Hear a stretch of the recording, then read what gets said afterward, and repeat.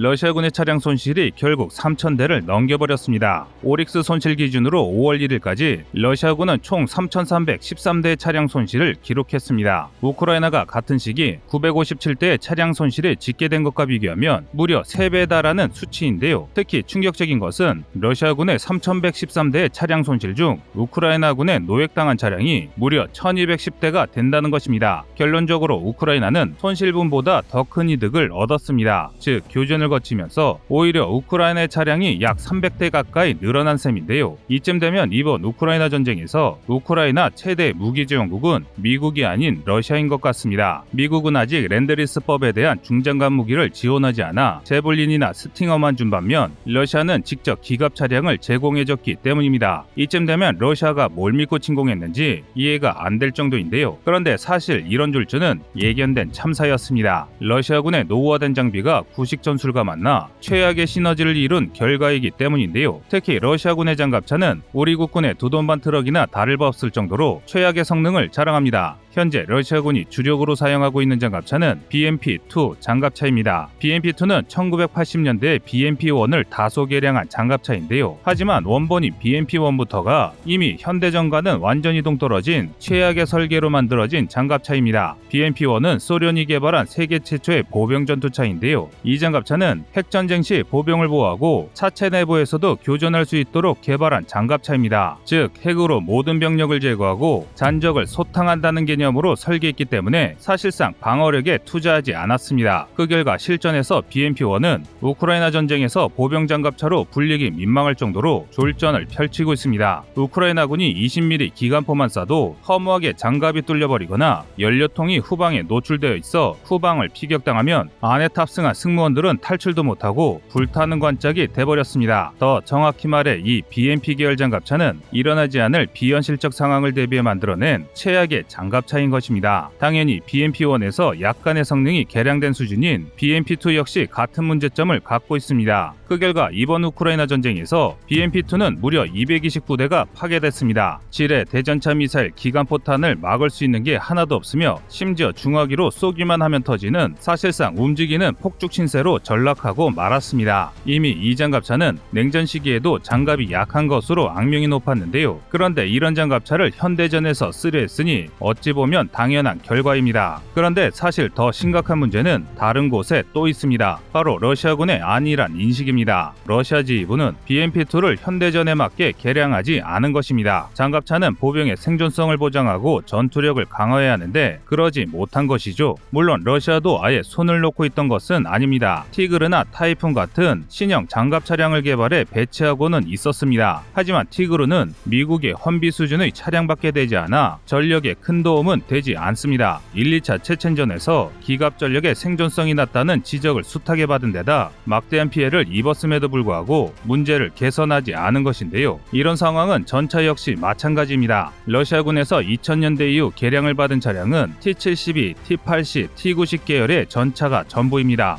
이마저도 러시아의 고질적인 예산 부족 문제로 인해 전부 개량을 마치지도 못했습니다. 이게 과연 우리가 알던 세계 2위의 군대가 맞나 싶을 정도인데요. 정리하자면 러시아의 기갑부대는 시작부터 엉망이었던 것입니다. 반면 우크라이나군은 러시아와 같은 출발점을 가졌지만 서방 세계에 선진화된 군사기술을 들여와 현대전에 걸맞는 진화를 거쳐냈습니다. 바로 이것이 우크라이나의 신형 차량 BTR-4입니다. BTR-4는 BTR-80을 바탕으로 하르큐 모르조프 설계국에서 만든 차륜형 장갑차입니다. 하지만 전투력은 BMP-2조차 압살할 정도로 위력적입니다. 최신의 장갑차답게 무인화 포탑을 탑재했고 2세대 열상 장비와 자동 사격 통제 장치를 탑재해 아무것도 없는 러시아군의 BMP 장갑차를 일방적으로 압살할 수 있습니다. 심지어 전차를 격파하는 진기록도 달성했는데요. 우크라이나의 BTR-4가 러시아의 T-72 전체의 측면을 잡아 30mm 기관포로 조준 사격해 파괴한 것입니다. 결론적으로 이런 사소한 차이에서부터 러시아군은 이미 밀리고 있던 것이나 다를 바 없습니다. 과거 우크라이나가 크림 사태 이후 와신상담하며 전쟁을 대비할 동안 러시아는 세계 2위의 군사강국이라는 자만심에 취해 우크라이나 따윈 언제든지 짓밟을 수 있다고 치부한 것입니다. 결국 러시아가 처참한 패배를 연이하는 이유는 자신을 돌아보지 않은 자만심 때문이었습니다.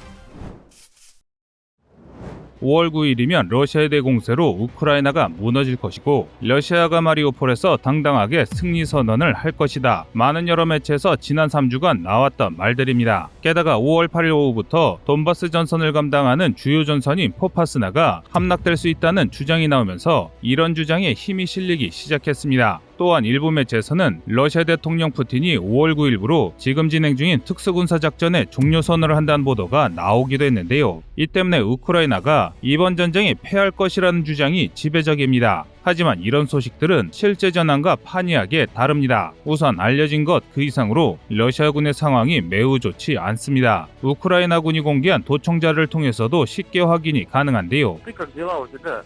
Да мы, короче, пиздам, идем попали нахуй. И отказались от всей хуйни, понял? И нас тут, короче, держат вообще жестко. Чуть ли не до расстрела, ебать. А чего отказались? Ну, они прям на передовую отправляют в самую жопу, нахуй. Нас там на чисто на мясо, ебать. В самую сраку засылают? В самую жопу, а там чисто артиллерия. Там никто с автоматов не стреляет. Когда артиллерию лезет, то это пиздец. Ну, понял. И что вы делаете? Да ничего, ждем, ебать. Мы хотим уехать отсюда, а они нихуя не отправляют, ебать. Он говорит, там сказали вас расстрелять, ебать. Вот такая жопа просто, ебать. Просто очко, ебатная, просто.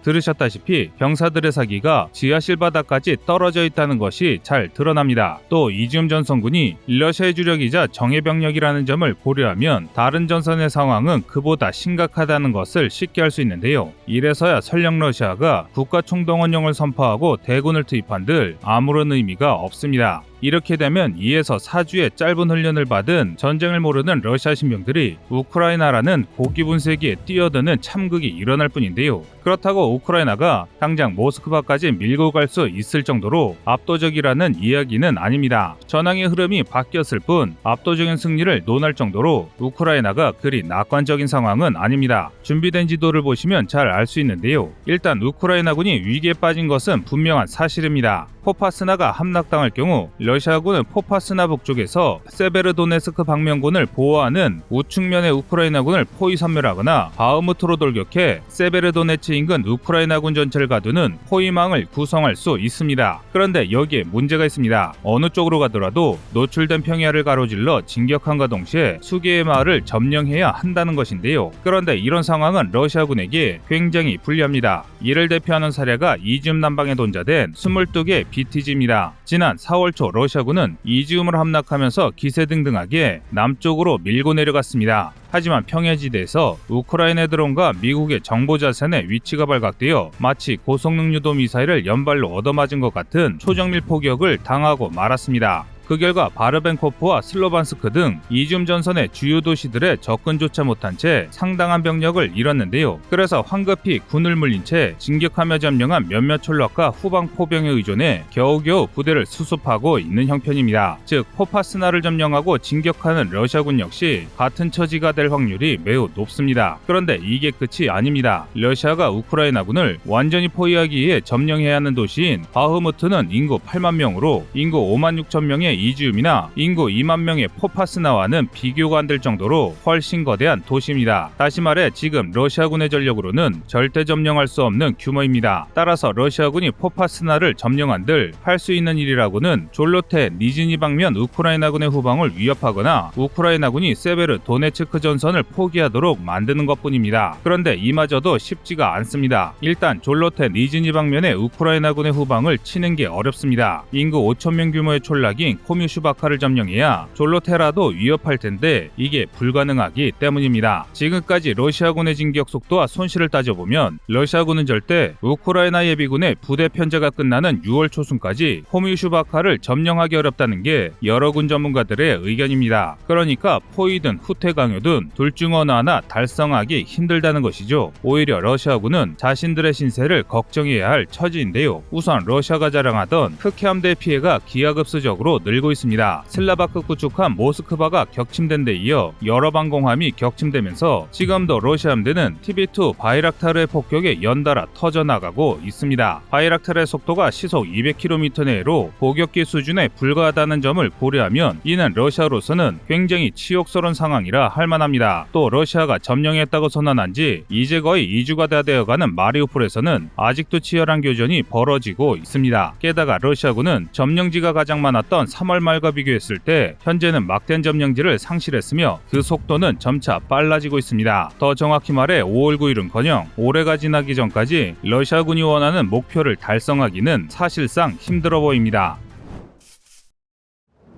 우크라이나 전쟁이 한층 치열해지고 있습니다. 돈바스에서 개시된 러시아군의 최후 공세와 우크라이나군의 하르키우 반격이 절묘하게 겹쳐지며 매우 혼란한 전황이 이어지고 있는데요. 결국 오릭스를 통해 공개된 우크라이나의 공식 손실이 차량 1000대를 돌파했습니다. 5월 9일 현재를 기준으로 공식 손실 3500대를 넘은 러시아보다는 적지만 이는 결코 적지 않은 숫자인데요. 그래서 일각에서는 러시아군의 압도적인 물량과 화력을 이용해 막대한 손실에도 불구하고 우크라이나군에게 소모를 강요 중이다라고 말합니다. 간단히 말하면 러시아군이 상대적으로 수가 적은 우크라이나군에게 개떼처럼 달려드는 인해 전술을 펼쳐 우크라이나군의 전투력을 전멸시키겠다는 것입니다. 심지어 어떤 분은 우크라이나군의 손실이 60%를 넘었다는 주장을 펼치기도 하셨습니다. 그렇다면 과연 이것이 사실일까요? 정답은 전혀 그렇지 않습니다. 그래서 오늘은 러시아와 우크라이나의 오릭스 통계를 비교하며 양측의 추정 전사자와 부상자 규모를 추적해 보겠습니다. 먼저 러시아군입니다. 러시아군의 손실은 가히 파멸적인데요. 일례로 지난 5월 6일 러시아군은 파상 공세 과정에서 정말 엄청난 손실을 입었습니다. TB-80BV와 T-72B3 등 무려 18대 전차 11대 각종 차량의 파괴가 영상과 사진으로 검증됐습니다. 달리 말하면 치열한 전장 한가운데서 명확한 근거가 있는 손실만 전차 18대와 차량 11대라는 것인데요. 전차 한 대에 3, 4명이 탑승하고 차량 한 대에 5에서 10명이 탑승한다는 사실을 바탕으로 생각하면 아무리 낮춰잡아도 하룻밤새 100명 이상의 러시아군이 전사했다는 충격적인 통계가 나옵니다. 그런데 이건 약과입니다. 한 서양의 오신트가 공세 직전인 4월 14일부터 공세 종말 징후가 보이기 시작한 5월 6일까지 오릭스의 손실 통계를 이틀 간격으로 정리한 보고서가 확인됐는데요. 그런데 그 결과가 상당히 충격적입니다. 지난 한 달간 러시아군은 전차 3에서 50대, 장갑차 6에서 70대를 이틀마다 상실했다는 사실이 밝혀졌기 때문입니다. 즉 이틀마다 완편된 기갑연대 하나가 삭제된 것입니다. 이건 제 아무리 러시아라 할지라도 감당하기 힘든 손실입니다. 특히 교전비로 보면 더 분명한데요. 지난 4월 1일부터 5월 1일까지 러시아는 하루에 우크라이나군보다 3.5배의 손실을 입었습니다. 이를 도표한 오신트발 문서가 있는데요. 보시다시피 러시아의 공세가 가장 격렬했던 4월 중순 단 며칠간은 러시아와 우크라이나 교전비가 1대10을 돌파하기도 했습니다. 한마디로 러시아군이 10대 장비를 잃을 때 우크라이나는 단 한 대만 잃었다는 것입니다. 이건 전투 내내 러시아가 우크라이나에게 일방적으로 학살당했다는 분명한 증거입니다. 이런 명확한 자료를 보여드려도 믿기지 않는다는 분들이 물론 있을 수 있습니다. 하지만 오릭스에서 공개된 양측의 전차 손실만 비교해봐도 이것이 사실임을 알 수 있습니다. 다시 말해 5월 8일을 기준으로 러시아군은 총 625대 전차를 상실했습니다. 331대 격파, 19대 손상, 45대 유기, 228대 노획인데요. 반면 우크라이나는 총 153대 전차를 상실했습니다. 66대 격파, 3대 손상, 8대 유기, 76대 노획이었는데요. 이를 통해 러시아가 잃은 전차가 우크라이나보다 4배 이상 많고 우크라이나는 오히려 잃은 전차보다 노획한 전차가 많다는 사실을 확실히 알 수 있습니다. 심지어 이런 증거는 또 있습니다. 바로 지도를 보면 되는데요. 지금 보시는 지도는 각기 4월 15일과 5월 8일에 돈바스 전선의 전황을 표기한 지도입니다. 러시아군이 상당한 진격을 하는데 성공했음을 알 수 있습니다. 하지만 3주에 걸친 진격의 성과라기에는 상당히 초라합니다. 무엇보다 함락된 도시가 크렘이나 단 하나입니다. 곧 포파스나가 추가될지도 모르겠으나 1000대 이상의 장비와 그 안에 탑승했을 10,000명 이상 되는 장병의 목숨을 대가로 둔 성과라기에는 너무 초라합니다. 이 정도 성과로는 돈바스 우크라이나군을 포기하는 것은 꿈도 꿀 수 없습니다. 오히려 과도하게 늘어난 전선에 우크라이나의 역습을 두려워야 하는 상황으로 바뀌고 있습니다. 이처럼 러시아는 전쟁 내내 내내 거의 대부분의 전투에서 우크라이나군에게 일방적으로 패하고 있습니다. 이런 손실이 앞으로 한두 달만 이어져도 침공 초기 병력인 120개 BTG 중심의 20만 대군이 완전히 소멸될 것이라고 세계 군 전문가들은 말하고 있습니다. 이상 꺼리투브였습니다.